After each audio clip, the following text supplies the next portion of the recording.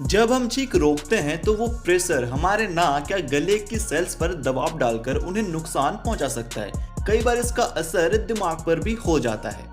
छींक आना एक नेचुरल चीज है। छींक आना हमारे बॉडी के लिए बहुत जरूरी है।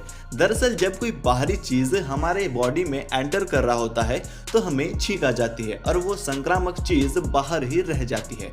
या फिर जब शरीर में कोई ऐसा चीज एंटर कर जाता है तो उसे बाहर निकालने के लिए भी शरीर ये प्रतिक्रिया देता है।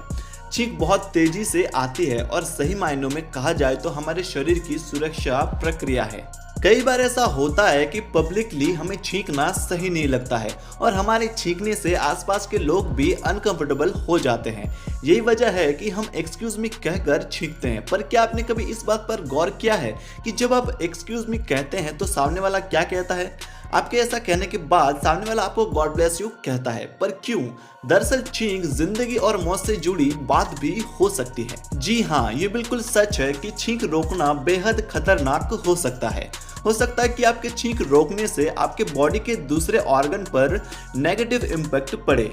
ऐसे में आपका ये जानना बहुत जरूरी है कि अगर आप छींक रोकते हैं तो उसका क्या क्या नुकसान हो सकता है। तो आखिर छींक रोकना क्यों खतरनाक है? छींक आने के दौरान हमारे नाक से तेज रफ्तार में हवा बाहर आती है। अगर आप छींक रोकते हैं तो ये सारा प्रेशर दूसरे ऑर्गन की ओर मुड़ जाता है। इससे सबसे ज्यादा नुकसान कान को हो सकता है। हो सकता है कि आपके ऐसा करने से आपके ईयर ड्रम्स फट जाएं और आपके सुनने की शक्ति भी चली जाए। छींक रोकने से हमारे हेल्थ पर भी बुरा असर पड़ता है। छींक के साथ हमारे शरीर में मौजूद खतरनाक बैक्टीरिया बाहर निकल जाते हैं।